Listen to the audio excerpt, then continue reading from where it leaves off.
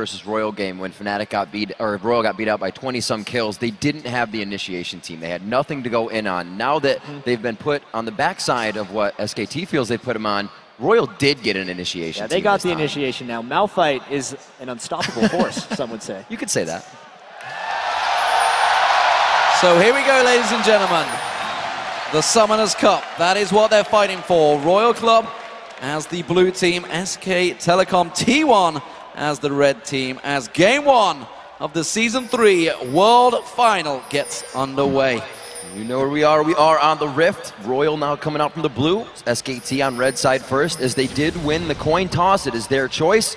On that red side, we'll have to see as it goes. Level 1s have been ferocious throughout this entire tournament. Let's see if it happens again. These teams just slam into each other, and SKT has more crowd control right now. They could get the death sentence from Thresh, and that could combo with a Counter-Strike stun from Impact's Jax, whereas RYL doesn't really have the same options. If RYL wants to fight, they need to get the jump on SKT, which is highly unlikely. Remember, RYL last time went into that jungle against Fnatic. Fnatic were ready and waiting. It was a crazy engage, but nobody died. SKT are in a dangerous position to do the same. SKT is right on top of a ward, and they don't know it. So this could be RYL getting a jump on them if SKT walks in. The game of cat and mouse is going to mean the balls, the impact. They're going to know a little bit too early, and they both have vision of the danger zone. This always seems to happen in these games. 5 people run into each other at level 1. Everybody calm down. Back away to other sides. And yeah, that doesn't tell us much about level 1, other than the fact that the teams could actually not get their traditional wards down. So as far as scouting for 1v2 lane matchups, they have no knowledge. They do not know where the junglers are starting, and they do not know where the top laners and bottom laners are going. So let's check out that mini-map. We can see what is developing. We do know that it's going to be a 2v1 in that top lane. Currently, we see Impact heading up there. He's going to be up against Uzi and Tabe from RYL Club, which of course means the bottom lane will be Piglet and Mandu up against Godlike. And you already said, Malphite has an advantage 2v1. It's a slight advantage, and I really need to see now if SKT can deal with the split lane game here, if they can get 3v1 Dove, or if Bengi doesn't play this, because early on in the group stage of the World Championships, SKT was getting punished. Impact in particular was sticking around to get Dove 3v1. And if we look at the early jungle pathing of Lucky's Elise, he would be able to get his double buffs and transition directly into a top lane gank, but Bengi's jungle Jarvan is there to potentially counter if that happens. And again, same thing they did against Fnatic. Godlike is holding the jungle with Lucky right now, soaking up the experience, knows he doesn't have to get to that bottom lane in 2 waves. It worked for him before. Godlike going at it again. Yeah, and we're seeing Impact doing just like they've done with Jax's before, taking those golems, not even gone into that lane, not even caring about going into that lane. He knows he can't go up against Uzi and Tabe this early on. And you can see the AD carries are very much about keeping the lane in the middle, which means that if the one person, whether it's Godlike or Impact, were to reach into that lane, he wouldn't even be able to get into experience range. Already a lot of poke going down on an Impact. Looks like he's finding every power chord that Tabe is putting out. If you can remember their matchup versus Zoaz, they continuously glitter lanced him down. That's Tabe and Uzi's objective in that 2v1 is to crush it down. Well, we see Mandu thinking of creating something, but they realize he's already missing from that bottom lane. Just creating those situations. Knows that Piglet is fine in a 1v1 up against Godlike and trying to help out Faker in that mid. Yeah, and SKT, while they rely on Faker to carry, also heavily support and gank his lane. That's the reason the support was roaming up there, because they're not actually thinking of getting much harass down onto Godlike. They're mainly looking to protect and create for Faker. Lucky doing what he does best inside the jungle, trying to be a nuisance on those camps, and it looks like we're going to get something headed towards the top lane as Godlike's finding a bit of pressure on that bottom as well. Yeah, the hook on Godlike, he's going to be able to walk away from this one, but we do see that 3v1. It's a 3v2 in the top lane. Pressure on them, but I don't think SKT are going to worry about it. And here's the interesting thing. There's been a babysit up top with Bengi and Impact the entire time, whereas Godlike's been completely by himself. So Bengi is leeching a bit more experience and protecting Impact's health bar better than Godlike is getting protected, but experience and farm-wise, RYL has a very slight edge in top. They're going to have to be very careful for Lucky here. He's soaking up a 3-person experience as Bengi is going to be getting ahead on this 2 lane, but they may take that tower down before anybody has time to think about it. Impact doing what he can in and out as the harass is just too much from just outside turret range. Yeah, great condemn from Uzi, keeping him on that tower. Look in the mid lane now, look what is developing. Faker's already just been back to buy. He's kind of bullied out. White's pulling ahead massively. And White's is generally unstoppable in the laning phase on Orianna. That's why it was getting banned away. And interestingly enough, the only games that Faker won in the semifinals were his 3 Orianna games. It's a huge priority pick for them, and because Bengi is stuck up here in the top lane babysitting Impact, that is a strict 1v1 in the mid lane, and Faker will continue to fall behind if they don't get help. This is exactly what RYL needs to do. SKT, very well known for controlling the gameplay, the style and how it goes. RYL trying to take the driver's seat right away, taking that top lane down so they can rotate around. Godlike trying to stay safe, but they won't give him an inch. Yeah, good death sentence from Mandu, but this is going to be the first turret of the game going down. We can see Impact has already backed away from this one. RYL Club have pushed it the whole time through, and they will take game 1 turret. And here's the difference between RYL's ability to play this 3v2 laning game versus SKT's ability to 2v1. That turret's completely down, but it may not even get traded directly for the next turret. If we look at Godlike, he's got half a turret and then some, strictly holding 1v2, so now that we see Lucky rotating to the bot lane on Elise, this could be a 1-turret advantage that sticks around for a while for RYL Club. Godlike looks like he will be relieved a bit of his pressure here, but it's going to be the rotation of that ADC lane. It looks like Lucky will be there as well when they activate that, so the chess piece is in motion for something to happen towards that bottom lane. Faker still going at it with Whites. Both have gone for the Dorans. Whites rather, going for the early magic resistance. This is where it gets interesting. Faker is absolutely level 6, and Bengi's going to try to combo with the gank. He goes in. Does he manage to knock him up? Yes, he does. Surely the shockwave comes in, but it does not matter. First blood, Faker. Just execution right there, SKT. And Lucky, you're out of position. Getting very close to being caught there. Like you said, Jat, they were just waiting for the right time. Level 6 hits instantly, and they didn't have time to think about it.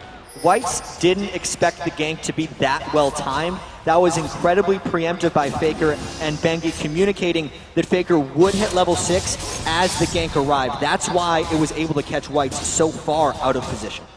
So Bengi stealing away Lucky's farm. Lucky just holding out that lane. Not going to be too worried to get that middle farm, but that gives Faker right back into it. Gold advantage, they were so even on CS, but the fact that he's just got that first kill is going to be vital. And SKT looking to try and put some pressure in that middle, but it's the Dragon that may well start being the next objective. And what's so huge about that kill in mid lane is it allowed Bengi time to ward the jungle of Lucky, which will directly impact that next Dragon fight if RYL looks to approach, or even if SKT just wants to sneak it, because they will have absolute knowledge of everywhere within RYL's jungle. And that ward, or turret rather, going down does give vision, but it's almost like RYL went back and used all that 150 gold to buy their pink wards, to fit those wards in, to now start to control that game as early as possible. So that turret going down bought them more vision. They didn't try to go for items on them. Interesting difference in builds between the two AD carries. Uzi went for the boots early. He wants to get that mobility around that bottom lane. Meanwhile, we see the Phage going towards that standard Trinity 4 star for Piglet. And Vayne play is all about mobility. It's very likely we'll see a Blade of the Ruined King next by Uzi, but this mid lane is the focus for SKT. They need to get Faker going on this Gragas. One more time onto Whites. He does not have that flash up. It looks like he does get a good shockwave down, but it looks like coming from the backside could be at least the savior on the assist. Godlike very hurt. Tabe getting hit up in the bottom lane. Tabe in all sorts of trouble. You can see him being pulled away, but it comes Lucky. Lucky gets in there. Uzi picks up the kill. They're going to try and turn this on towards Piglet, on towards the tower. It's Uzi taking the damage. He uses the barrier, flashes away. Still not the kill. Lucky gets in there. It's a double kill for Uzi. He gets away from the tower. Coming in though, it's going to be Bengi. Bengi is just on the outside of the wing. Lucky's trying to be there to thwart him off. Does he have the cocoon? Throw it over the wall. Uzi just hits him with the damage. Absolute cold blood right there by Uzi. Did not flinch when Bengi was coming towards him, and the absolute craziness results in 2 kills for the biggest carry of all, Uzi. But while that was all happening, let's take stock, because Impact on Jax was left alone in the top turret. Because that teleport from Godlike came in, he is beating down that turret. And Godlike cannot let Impact get too far ahead of him. For most of the game, Godlike will be able to withstand Impact's split pushing just because he can reduce Jax's attack speed so much. But because the teleport mid lane was wasted by Godlike after Whites died, it makes Impact one step closer. We'll see what these guys can put out in the top lane. We saw the early buy from Godlike. We'll see if that hurts him here against Impact on Jax. White's getting his blue buff transferred over. Mid laners are going to be able to fend for themselves a little bit, but that blue buff on White's only makes me think that Bengi and Faker are going to want to take it away. The most interesting thing for me right now is the fact that the two superstars of these teams, Uzi and Faker, have both got 2 kills. They've both got going here. That's going to settle the nerves for both these teams. We talked about Faker, how nervous he was going into those semifinals. 2 kills at the start, that's going to help. And especially on Gragas, which is a champion that he actually lost with so far at the World Finals and has struggled against. Cannot say enough about how that last pick Gragas from the red side may actually be paying off for SKT. Faker does seem to be completely on his game right now. He was down in farm early to Whites, but because of the 2 kills and the even farm now, Faker's going to look to roam and destroy Uzi. He does have his blue buff as well. The big man is also an assassin. It looks like they're going to put 4 strong towards the bottom lane. That Lucky, his spidey sense is tingling, but I don't know if it's going to be too little too late. Ooh, this is extremely dangerous. Uzi is getting very low, and Faker is ready to go. Explosive cask is ready. We can see him getting hooked in. Sami does get the crescendo off, but immediately he is going to go down. And now Uzi's in trouble. Can he get 1 kill? No, he can't. It's going to be 2 for SKT. So SKT beat RYL to the punch there. There was no counter gank arriving from Lucky, and now it's completely on RYL's other lanes to push and punish SKT for committing 4 people, since they right now got 2 kills for no full turret traded back. Really first-class use of transition and the abilities that you know are on cooldown. The teleport was just used kind of haphazardly in mid as Whites went down. They knew that wasn't an issue. They know it's not going to be an issue, so they get Dragon as well. That roam has completely swung the game in SKT's favor. After losing the first turret, they were able to get it back, plus the Dragon, plus even more kills onto Faker. That could not have went better for SKT. Swings the gold, swings the advantage. Impact starting to build up that CS lead. Do see in the middle, there's going to be a catch on towards Piglet. It's the ball delivery system. Is it going to be enough damage to go down? It surely will be. And it's White's finally getting his first kill. If you let RYL dive you, they will. Piglet wasn't even in the turret, but they knew he had no flash up. They only had to chase past the Valkyrie, and they also knew, since the rest of SKT had just finished the bottom turret, that there was no support coming for Piglet, which allowed RYL the freedom to just dive at will. So we got so much of that split push going on in the bottom lane. The top laner is still duking it out between Godlike and Impact, but we just saw Godlike making himself known. The teleport was down, but he still felt he could make the walk towards mid lane. It counts for Whites. Still down by 2,000 gold right now. RYL is looking to keep the pressure on. Right now, they're waiting for that teleport and the Malphite to come back up on the ult. And right now, RYL's general strategy of pushing all the lanes might be backfiring because they don't have enough pressure. Oh, Tabby in all sorts of trouble here, trying to get away from this one. He pulls in Piglet. Piglet picks himself up. The easiest kill he'll get out of the game. And every lane is getting punished for RYL right now because Godlike cannot push up against Impact, and Faker's destroying Whites. There it is again, one after the other. We've seen Gragas in this competition flash body slam, and it only means that you're more comfortable on that champion. You'll do it over and over. Dominant stuff from SK Telecom in game 1. They have put themselves in a commanding lead. That's going to be the turret going down. There's nothing they can do to stop Impact, and Impact now is going to look at turning this on towards Godlike. Faker pushing, punishing that mid turret. Bengi coming around, safeguard, bottom lane being shoved in. SKT in full control now. Yes, this game is very dangerous to being almost over for RYL because they rely on objective control. Their semi-final Game 4 win against Fnatic, they were down 16 kills at one point in that Game 4, but because they had turret control and dragon control, RYL was able to come out on top. But when they lose their lane dominance, and they are now down 3 turrets to 1 with no dragon, they don't have that much to come back with. Right now, RYL needs to find ways of forcing 5v5 team fights, but because they don't have something to deal with Impact, they can't actually get all 5 people there without sacrificing even more objectives. It's going to be very big and a very big job for Uzi to come through here. He got those 2 kills early, but you still can't use a Vayne right away. The damage won't be there. Got the Bilgewater, looking for the Blade of the Rune King soon, but those Sheens both have just came out, and it already came out around 8 minutes onto Piglet. So their spike in damage is huge right now for those team fights. Double Trinity Force almost complete. Theme's already picked up by Faker pretty early on, which means he's going to work in towards that next item. White's desperately fallen behind while he's keeping up with in terms of farm. Those 4-0-1 for Faker is a huge, huge score. And you can see in terms of gold, massive numbers already. And I think we really have to touch on this Orianna versus Gragas matchup because RYL is pretty much the team that likes to rely on counterpicks the most, and they were very adamant about saying Gragas beats Orianna. They didn't care if Faker got Orianna because they'd be able to take Gragas. Yep. Yet, with the red side game 1 strategy of SKT, giving Orianna up to RYL, I think it just baited Whites into picking it. So much confidence in himself, not enough respect for Faker's Gragas, and that is really a key moment in this game. We'll see what SKT can do down. Looking to pinch down now on the jungle of RYL as they make their way down mid. You see the rotation up here from Uzi and Tabe as well, but I don't think they're going to get too far. SKT is already trying to cut them off. They're trying to catch out Tabe. Tabe, flash crescendo. Teleport coming in. They're going to get on Faker. Faker goes down. Oh no, disaster though. The shutdown goal goes to Tabe. And RYL needs to continue this chase. That was their 5v5, but they only got 1 kill. And what do they have left? That used all their initiation ultimates except for the shockwave from Orianna. And they're going to look to dive because they are hopelessly behind right here. See if they can get it against 3. The unfortunate love for damage in the bottom lane is the Ignite. Takes the kill for Tabe. The shockwave goes down, and they hook in Godlike. They're going in for Mandu as well. They're going to try and turn this one around. Bengi comes in. Cataclysm in there. Piglet gets 1. Piglet gets 2. Can they turn it around? It's going big. Godlike trying to get away from this one. One more hit will do it. Lucky and Mandu duking it out, looking down the river. Godlike's in trouble, but Piglet's going to find Kaluki. There we go.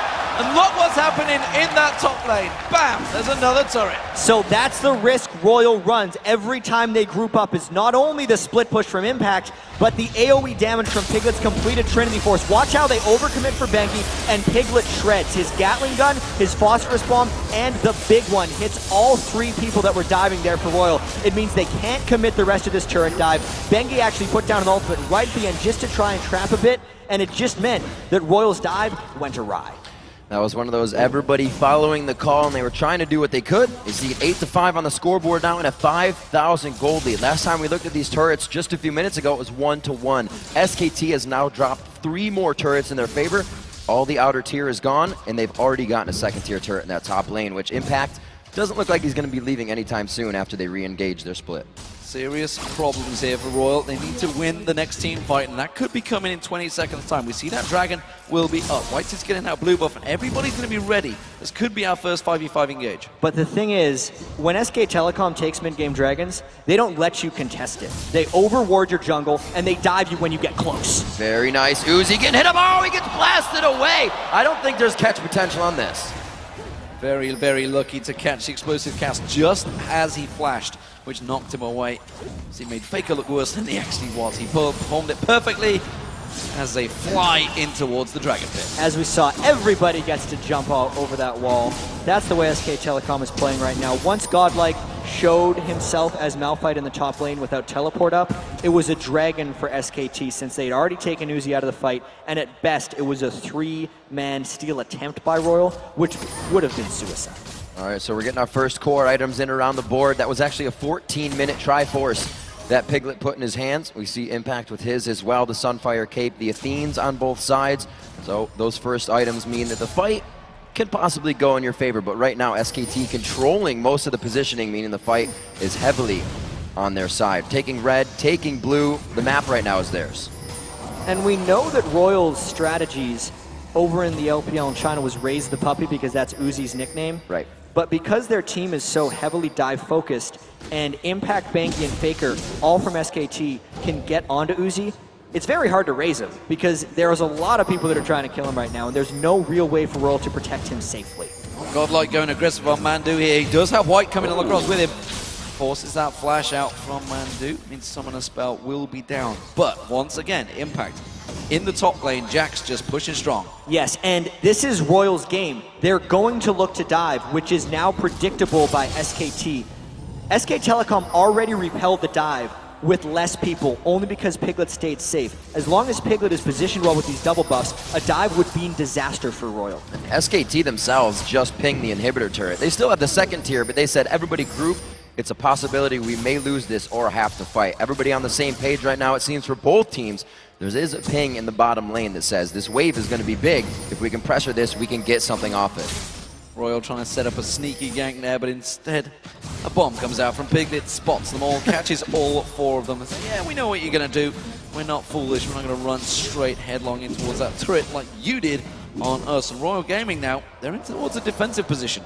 And once SKT gets teams in this position, they are extremely comfortable. The best thing that SKT has done is starve people out once they get leads. They're not going to look to overcommit until they can get a clean fight, or they're going to wait for Royal to commit in the game, engage back at them. SKT is the best in the world at this type of game. And Godlike is really what they're banking on here. Look at how far they are forced to play back on this turret. The thresh hooks, the barrels, Jax can jump in. Impact doesn't care, he'll fight under the turret. Corky bombs. Royal can't even stop the siege coming in on this turret. Yeah, right now they are trying their best to just keep them away. Finally another wave of minions comes in, and SKT get a couple of hits in it. Once again, Godlike getting in their faces, trying to keep them away, but there's just simply not the damage to repel them. Those barrels keep on rolling through, and every time Jax gets on that turret, along with Piglet, they knock you down just another flexing notch. the muscles. Yeah, that was actually a Gragas ultimate just for the harass. We've seen so many Gragases in the World Championships do that. It pushes 2 people back because Royal was too low, and it means SKT gets their 5th turret of the game. Looking very dangerous, but they do still have the Malphite. They have the Vayne. They can get that to the late game initiation. Whites can play the protect game on that, but it's so easy to say, but so hard to do at this point, especially with SKT in the driver's seat. Piglet grabbing up buffs for himself as well. This bottom turret still not going down, and really 1 turret to the name of Royal still. That's the top one that went down very early. Yeah, big power coming out again. It is going to be the Rabadon's death cap completed by Faker, so he is going to be looking to wreck someone's day the moment he gets back into lane. So much so he could actually probably take Tabe down with 2 barrels. I think he'd be just dropping straight away. Middle turret again being defended cleanly. They know where Royal are focusing, but they just can't get to it. It's 5-1 in turrets rip. Yeah, that last turret, or the first turret I should say, for Royal went down at 5 minutes, 16 minutes ago. Since then, every 3 minutes, SKT has found an objective after the fight or after a dragon. They're continuously moving off of their engagements. Here's the situation right now in this game, because SKT has stopped Royals early, and now Royal is forced into trying to catch fights. Every time they miss, they fall farther and farther behind, because Impact is still farming in that lane, and since Godlike neglected so much farm earlier, he can't stop that. So Royal's only option is to try a 4v5, but because SKT has so much disengage, they are dodging it time after time, and they are wearing out Royal's engagements. Yeah, Tabe trying to create that situation, flash for flash, missing out, ultimate burn, which means, again, SK Telecom are going to know their timer on that. They're going to turn it around. Impact's been pushing that top lane the whole time. And sure enough, they're going to go in and steal away that blue buff. Everything that's happening here, it's like the bigger blitz hand being down. It makes the lane safer. You just saw Crescendo, you just saw Teleport. Everything becomes a little safer. The map is even more yours. They can engage on this. They have no vision in the mid lane, but they will know they're rotating soon. SKT just knows they can flex their muscles right now. Oh, coming right back. There's Impact. Coming straight back in. Impact does go down. It's Uzi that gets the kill, and he will be the killing blow on Impact. That's how you stop a Jax. Yeah, and we can see how lethal this Royal team composition could be if they weren't so far behind, because catches like that would give them the freedom to dive. But now, because there's way too many damage threats that have adequate farm on SKT, even with Impact down, Faker could shred and Piglet could destroy Royal if they tried to fight 5v4. So the kill is nice, but it doesn't give them anything back that they need. They put quite a bit of eggs in one basket for that kill as well. The unstoppable force being down now, something they somewhat need to stop the siege. Continuously pressuring back. So we're waiting now for Tabe's Crescendo to come up. The flash probably won't be there for the next engage. SKT looks to force this one too strong, now sitting 6,000 plus gold in the lead. The turrets have slowed down now that they actually met the front door, but I'm sure they'll be able to get past this with Royal being so much on their heels and trying to piece together items that they really haven't hit their second core yet. Yeah, complete map control. That's the blue buff, the red buff and the blue buff taken away from the jungle of Royal. They have complete dominance. Just look at the ward control across the map. You can see SKT have full vision of everything that Royal are doing. That's why they're going to get themselves another easy dragon. And you can specifically see how many wards SKT has in the Baron area. We're about 24 minutes into the game now, and since the turret pushing has slowed down for SKT, it means the Baron is the next objective for them. They're going to try and get the Baron or a team fight before the Baron, and then use that advantage to crack the inhibitor wall of Royal. Royal's desperately trying to get back some of that map control right now because they've seen SKT starve teams out at Baron before. if Royal tries to move up and gets caught in a brush. So many times against SKT, you see someone say, oh, why did they face check against them? It's because they had to. Yep. SKT forces them into those situations by putting enough pink wards down in the enemy jungle and making you check. Because if you don't check, you're giving the game to SKT. And I'm sure SKT also has the inkling in the back of their head that Royal went for multiple 20-minute Barons, although it's very dangerous. They were able to put themselves in that position. Now SKT has done such. The warding, as you said, Jap, pretty much uncontested now because of that. And here's the most interesting part about this Baron jump in. Everyone came in through the back of the pit. And since Royal's been turtled in their base for so long, they put a question mark on it. They never had the time to move in. And here's the face check. Uh-oh, straight into it. Taba uses the crescendo. It may buy them time. It's not going to buy Lucky anything. Flashes away from this one. They have disengaged so far. Royal are looking to engage. I don't know, Lucky's looking to run on this one. Godlike coming in from behind. It didn't get another one, but the shockwave delivery. They go in for the fight. Bengi falls. Impacts in the back when he takes 3 volts quick. Lucky follows going down, and it looks like Godlike will pursue, but no. Can't get the shard out. Doesn't take the movement speed. They get a bit of their own disengage on, and Pumandu will say it's over. Hey, they got the Baron buff off 2 people, but they still lost 2 people of their own, and now they have to defend 3v3 against the Baron regen. Faker is looking to play. He has got explosive cast coming up in a couple of seconds, which is why you can see him starting trying to create something. Shockwave's a long way off, as is Uzi's ultimate. That's why SKT starting to try and push in. I don't think they can get towards his turret, though. You can see everybody backing away, but it's a 3-man defense. It should be enough. It will be quite difficult, though, because the range clear right now. White has to come up, and it's dangerous. Godlike's in the fray. He gets taken out quite quick. 1, 2, 3. The health bar says 0, and they make their way out with another kill. 5, 2, and 3 coming out. Godlike definitely overstayed his welcome there. He did not need to be up that far because Whites was on the way to clear the turret. Let's take a look at the fight beforehand, though. Royal got a clean enough initiation, and you can see the rest of SKT was scattered looking for Lucky, which is why they decided to initiate. That was a temporary 4v3, and they got a clean initiation onto 2, which is why they were able to clean to get those kills. Faker came in late, Piglet was scared of the initiation, and it's why Royal didn't get devastated in that fight against a Baroned up, heavy lead SKT. Oh, they're going to catch on towards Faker. The damage is coming in. Is it going to be enough? No, he flashes away. There's no Ignite burning on him. Now Uzi's in trouble. He gets caught out by Bengi's Cataclysm. Royal's going to get focused in. He will not get out of this one.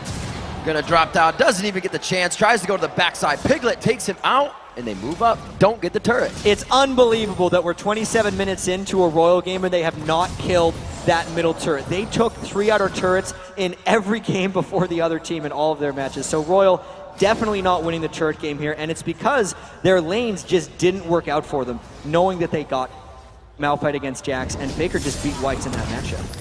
You see Godlike get into that position where he doesn't take too much, although it is going on to Pumandu here. He can get some harass out himself. He is getting himself a Spectral Cowl now because he has to take into consideration the magic damage from both Piglet and Impact on Corki and Jax.